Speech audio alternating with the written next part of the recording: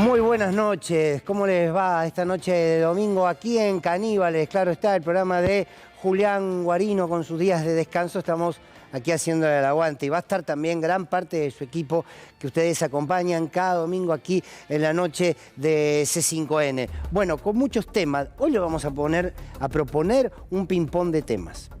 ¿Por qué? Porque son todos temas que suceden al mismo tiempo, que pueden tener relación unos con otros, suelen tenerlos, pero de alguna manera darnos la posibilidad de analizarlos un poquito en profundidad, a partir del debate, a partir de la discusión.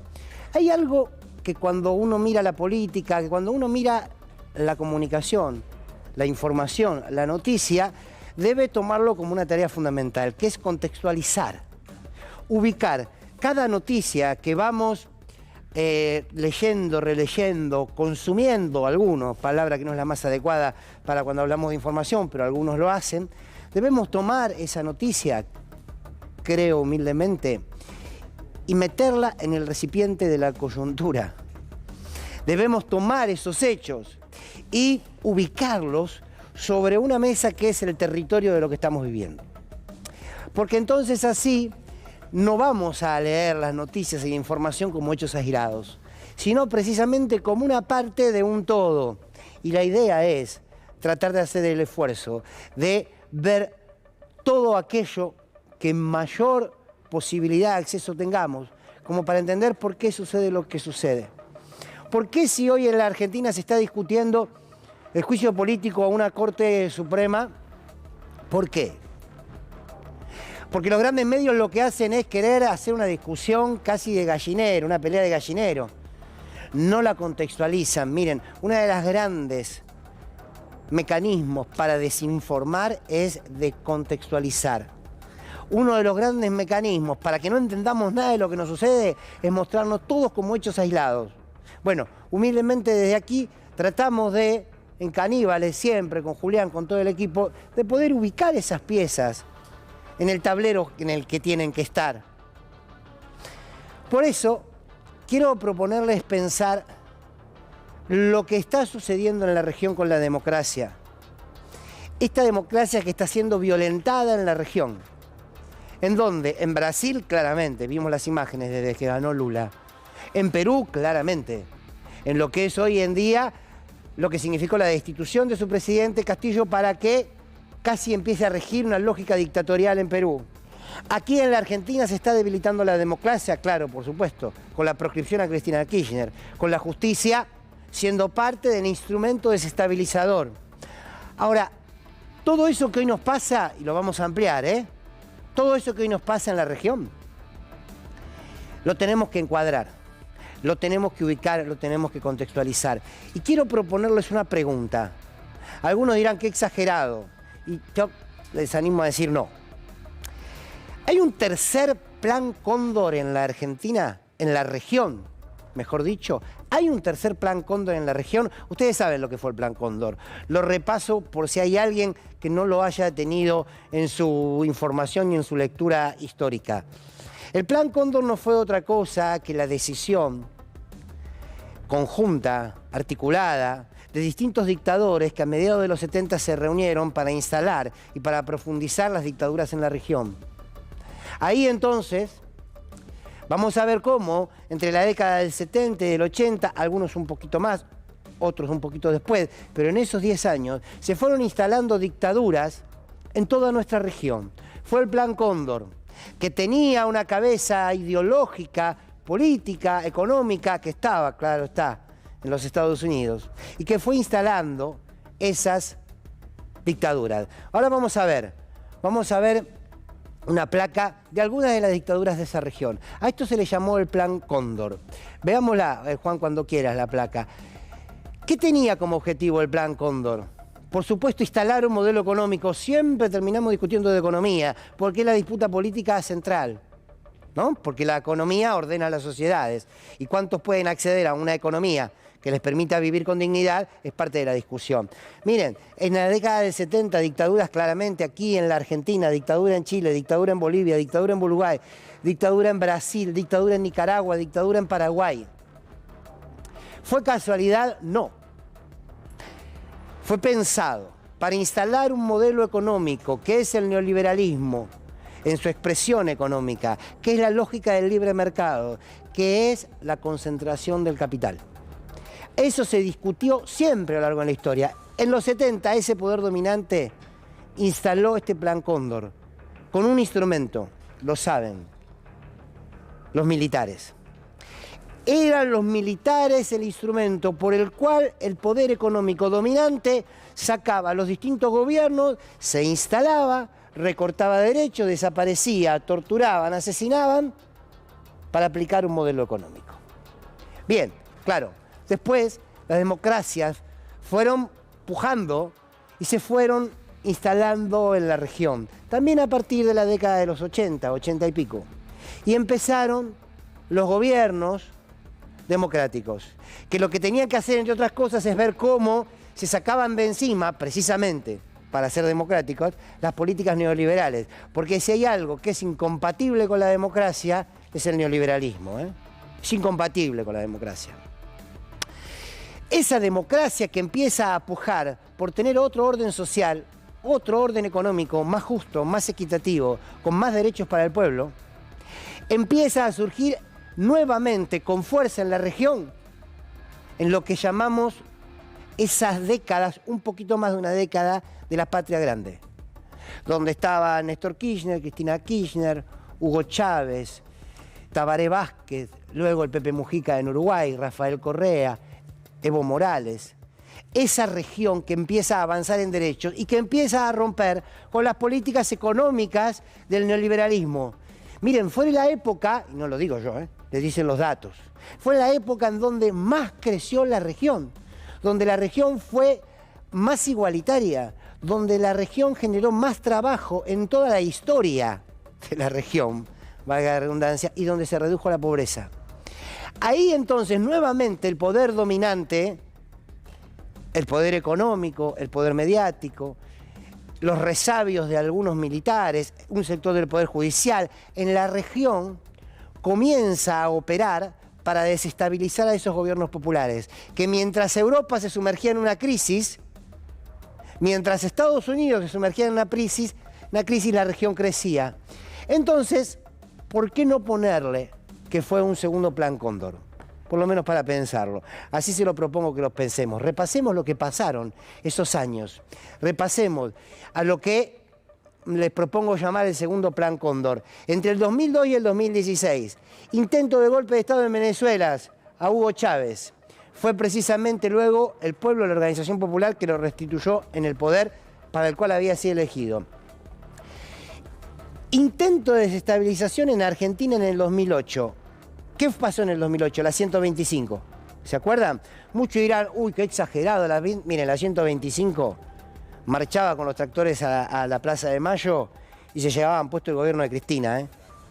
No estaban peleando solamente por las retenciones, estaban peleando por quién tenía el poder en la Argentina. Fue un claro intento de desestabilización. ¿Cómo lo disfrazaron los medios, los pobres campesinos que no llegaban? Bueno, eso dejémoselo a Mañeto. La realidad es que buscaban terminar con el gobierno de Cristina Kirchner. En Honduras, en el 2009, hay un golpe a Zelaya. Zelaya, un gobierno considerado populista, palabra que usaron en toda esta década, fue destituido. Golpe en Honduras, entonces. El intento de golpe en Ecuador, en el 2010, Rafael Correa presidente. Se levanta la policía, disfrazado de un problema económico con la policía, intentan desestabilizar, algunos dicen hasta asesinar a Rafael Correa.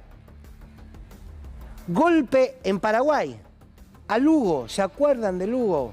Lo acusaron de una cosa, de la otra, usaron la institucionalidad. Y el Congreso dijo, usted no es más presidente. Todos gobiernos populares. ¿No les llama la atención? Yo les confieso algo. El día que vea a un presidente, hombre o mujer, de derecha, que defienda la política del libre mercado, que defienda a rajatabla el neoliberalismo, que lo intenten destituir con jueces, que les hagan campaña en su contra o que le den un golpe de Estado, voy a dejar de creer que es un problema ideológico. ¿Vieron que ellos nunca los desestabilizan? A ellos nunca el mercado los corre. A ellos nunca les aparece un juez que los quiere meter presos. A ellos nunca les aparece un juez que los quiere proscribir y mucho menos aparecen militares que le dan un golpe y que los sacan a los tiros. No. Siempre pasa con los gobiernos populares esto. Bueno, esto sucedió durante toda esa década. Insisto, años más, años menos. Ahora bien, podemos preguntarnos si hoy la región está viviendo una tercera etapa de este Plan Cóndor, un tercer Plan Cóndor. Porque quiero decirles algo también, que lo saben, que es, ¿cómo se salió de estos gobiernos populares? Por ejemplo, en la Argentina, por ejemplo, en Brasil. Se salió con la expresión más salvaje del neoliberalismo, con la brutalidad en toda su expresión del neoliberalismo. Brasil sale de Lula, ahora vamos a recordar cómo, con un Bolsonaro con tanto odio político, con tanto desprecio por lo diferente, con tanta lógica neofascista, que llegó el punto que el mismo establishment del poder de Brasil que lo puso en ese lugar, le tuvo que soltar la mano porque se lo llevaba puesto a todos en su locura, y no locura de loquito suelto, en su ambición desmedida y en su desprecio desmedido por lo popular. Algo similar pasó con Trump en los Estados Unidos, ¿eh? El establishment del poder económico lo pone a Trump, que se disfrazaba de gran nacionalista, hasta que Trump dijo, voy a hacer la toma del Capitolio. Y se armaron unos loquitos sueltos y quisieron tomar el Capitolio, y el mismo poder real de Estados Unidos, que lo pone a Trump, dice, no, bueno, pará, todo lo que quieras, pero la institucionalidad no la tocás. La estructura de poder no la tocás. ¿Qué es esto de...? Entonces, esos monstruos que construyeron, les empezaron a comer el propio territorio que los puso en ese lugar. Y miren en Brasil, los mismos jueces que con Moro a la cabeza encarcelaron a Lula, le tuvieron que decir a Lula, usted no hizo nada. ¿Saben por qué? Por amor a Lula, no, porque no tenían que parar a Bolsonaro. ¿Por qué? Porque se hicieron progresistas, no, porque Bolsonaro en su locura se lo llevaba puesto a todos. Ese tercer Plan Cóndor de hoy tiene como lógica, ya no son los militares, ya salvo la excepción de Bolivia. Veamos si te parece, Juan, la placa y después nos metemos de lleno en Brasil. El instrumento dejaron de ser los militares. ¿Para qué vas a bombardear una Plaza de Mayo? ¿Para qué vas a bombardear un Palacio de la Moneda? ¿Para qué vas a atacar, invadir el Palacio de los Quemados en Bolivia? ¿Para qué si tenés los medios? ¿Para qué si tenés los jueces? El objetivo es el mismo, cambiaron la metodología. Miren hoy, este tercer Plan Cóndor, que me animo a titularlo así, nace, si se quiere, tiene como disparador el 2018, pero previamente la destitución de Dilma Rousseff. Toda la institucionalidad y el establishment sacan a Dilma Rousseff, encarcelan a Lula, proscriben a Lula, lo meten preso a Lula, le dan paso a Bolsonaro. Ahora, cuando Lula sale y vuelve a ganar, entonces empieza la movida que vimos el otro día, claramente golpista, claramente destituyente, claramente antidemocrática. El golpe en Bolivia, en el 2019, fíjense, un año después de la prisión de Lula, ya Lula proscripto, preso, casualmente, ¿vieron? Porque son todos hechos sueltos y casuales, así no lo quieren contar. En Bolivia, precisamente, se dio el golpe a Evo. Pudieron apelar ahí sí al viejo recurso directamente de los militares. En el 2020, un año después, también por casualidad, es proscripto Rafael Correa, en Ecuador. Vos, porque tenía una causa acá, una causa allá, una causa acá, una causa allá, mire, usted no puede ser candidato a presidente nunca más en la vida. La condena fue esa, entre otras cosas. Casualidades. Lula preso, 18. Golpe en Bolivia, 19. Rafael Correa proscripto, 2020. Atentado contra Cristina Kirchner, 2022. También son todos loquitos sueltos. Y proscripción por el mamarrachesco, inescrupuloso juicio de la obra pública y el payaso de Luciani. Y golpe de Estado en Perú. Y volvemos a lo que fue el intento de golpe en Brasil. Por eso les decía al principio, ¿podemos ubicar, por favor, las piezas dentro de un territorio? ¿Dentro de un contexto para entenderlo? Podemos ir por la vida pensando que esto es un conjunto de casualidades. Tampoco nos vamos a ir a un extremo, no hay un hombre o una mujer atrás de una cosa pergeñando. Es una confluencia de poderes que actúan articulados para terminar con los gobiernos populares. Y esto es lo que estamos viviendo nuevamente en la región. La democracia está en riesgo. Y la democracia está en riesgo en nuestro país, en Brasil, en Perú, por nombrar solo a tres. Está en riesgo no solamente porque quieren llevarse puesto, permítanme esta palabra, a los dirigentes, a los presidentes o presidentas. No, la democracia está en riesgo porque se devoraron las instituciones de la democracia. La democracia está en riesgo porque se devoraron en la Argentina a la justicia. Se la devoraron y forma parte del engorde de ese monstruo antidemocrático. Porque se devoran a las fuerzas de seguridad que se intentaron levantar con algunos ministros en Brasil. Son esas las estructuras. Repasemos, porque lo que nos dio el disparador para esta reflexión es Brasil. Repasemos lo que sucedió en Brasil, que todavía no terminó. Y después vamos a hablar de la decisión de Ignacio Lula da Silva. Se pueden tomar decisiones en política, ¿vieron? Tener firmeza que al otro día, claro, tendrá la vida más complicada, pero vale la pena. A ver. No hay precedentes de esto en la historia de nuestro país. Seguidores de Jair Bolsonaro avanzan sobre el Congreso. La extrema derecha es especialista en eso, crear situaciones de caos. Estamos a pocas cuadras de donde está ocurriendo en este momento una triple invasión de seguidores del expresidente Jair Bolsonaro. Decimos triple porque primero fue en el Palacio del Congreso, minutos después en el Parlamento y más tarde en el Palacio de Justicia. Decreto la intervención federal en el Distrito Federal hasta el 31 de enero del año 2023. Si bien hay posiciones ideológicas como en cualquier país, la prensa no puede obviar lo que está sucediendo en Brasilia. Constantemente las imágenes que se ven tanto en los bares, en las casas y en los restaurantes de Brasil te muestran las situaciones de violencia que se vieron en Brasilia. Los golpes, las roturas de vidrios, los desmanes, los detenidos.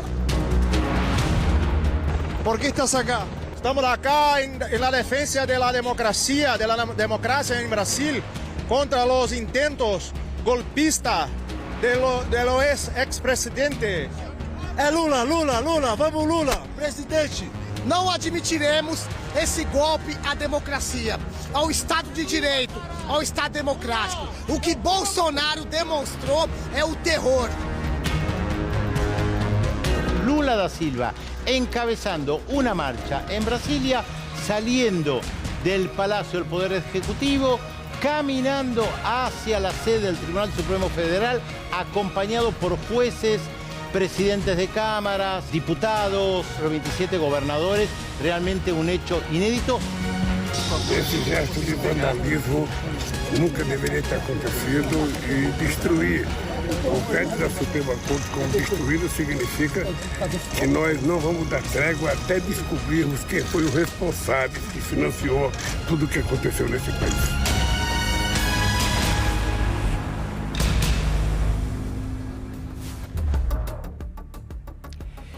Quiero detenerme en la decisión, en la reacción del gobierno de Ignacio Lula da Silva frente al intento golpista. ¿Por qué? Porque uno puede decir, bueno, no sorprende nada de todo esto. No sorprende las metodologías de ese poder dominante de derecha que busca desestabilizar gobiernos populares y terminar con ellos. Pero qué importante es ver las reacciones de los gobiernos populares. Menos mal que a Lula no se le ocurrió sentarse a dialogar con la gente de Bolsonaro. Gracias a Dios por el bien de Brasil. Ignacio Lula da Silva encabezó una marcha. Miren qué interesante.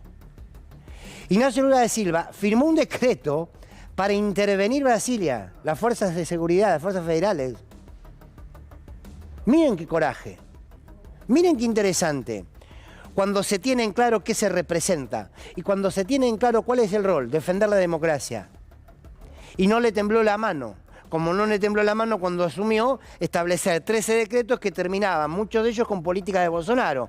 No les tembló la mano. ¿Por qué? Porque entre otras cosas yo calculo, no lo conozco personalmente, que Lula llega a su casa, llega a la noche, no sé, se tomará una caipirinha y dirá, y a mí los que me votaron, entre otras cosas, querían que termine con las lógicas de Bolsonaro. Si alguno del actual gobierno lo quiere imitar, yo los invito a la caipirinha. Quiero decir, hay que representar y hay que tener coraje para hacerlo. Por eso uno celebra, bueno, se va a avanzar con el juicio político a la Corte Suprema, está muy bien. ¿Es lo único que está pasando? No, no es lo único que está pasando. ¿Saben del atentado a la vicepresidenta de Colombia? Escribió en un Twitter, creo, la vicepresidenta de Colombia. Ahí lo vamos a hablar, ahora lo vamos a ver. Estamos hablando de Francia Márquez. Intentaron asesinarla, también casualidad, ¿no? Vieron todos gobiernos populares. Todos gobiernos populares. Y aquí está el tuit de Francia Márquez Mina. Integrantes de mi equipo de seguridad hallaron un artefacto con más de 7 kilos de material explosivo en la vía que conduce a mi residencia familiar en la vereda de Yolombó, en Suárez, Cauca. El mismo fue destruido de manera controlada por el personal antiexplosivos de SIGIN. Bien, atentado a la vicepresidenta de un gobierno de Colombia, un gobierno popular como el de Petro. Bien. Y mientras tanto, Perú. Perú, que es el ejemplo como. En Perú hay una pequeña diferencia también. Hay un poder dominante muy fuerte, muy concentrado, que pone y saca presidente a su antojo. Esto hay que decirlo también. Habrá otro momento para profundizarlo. Ahora, la realidad es que le dieron un golpe institucional a su presidente y quedó la vicepresidenta. Hay represión, hay muertos. ¿Y qué hace la vicepresidenta? Hoy presidenta de facto, ¿podemos llamarla? Sí. ¿Qué hace? Lo que suele hacer la derecha. Cuando la derecha reprime, cuando la derecha mata, lo primero que hace es construir de la víctima al victimario. El problema es de quienes resisten, el problema es de que quieren defender la democracia, el problema es quienes le ponen límite al avasallamiento de ese poder dominante. Escuchemos a quien preside hoy Perú. Quienes han llevado a la violencia, quienes estén detrás de esta violencia, quienes hayan dicho vamos y quememos, vamos e incendiemos, vamos y tomemos aeropuertos, ellos serán los responsables. Okay. O sea, acá no podemos estarle poniendo toda la responsabilidad al Ejecutivo, porque nosotros no hemos dicho, oiga, salen a la calle y tomen aeropuertos, oiga, salgan a la calle e incendien acá, incendien allá, tomen la calle. Entonces, tenemos que mirar en la amplitud. Yo creo que la prensa no puede venir a decir usted, y que hay del otro lado de la violencia, quienes han generado la violencia, ellos son los responsables. Qué bárbaro, ¿no? Qué bárbaro. Bueno, los responsables son los que reaccionan ante esta imposición que ha sido destituir al presidente electo. Y el problema está ahí, en quienes precisamente se resisten. Pero siempre es ese discurso. Cierro con esto. Fue un poco extenso y les pido disculpas, pero cierro con esto. Fíjense cómo funciona este poder regional dominante, no solamente desde la justicia, desde los medios, sino desde esta lógica también comunicacional y del discurso. Hace unos días, la Comisión Interamericana de Derechos Humanos le exigió al gobierno de Luis Arce en Bolivia que tenía 10 días para darle explicaciones de por qué Camacho, ¿se acuerdan Camacho, no?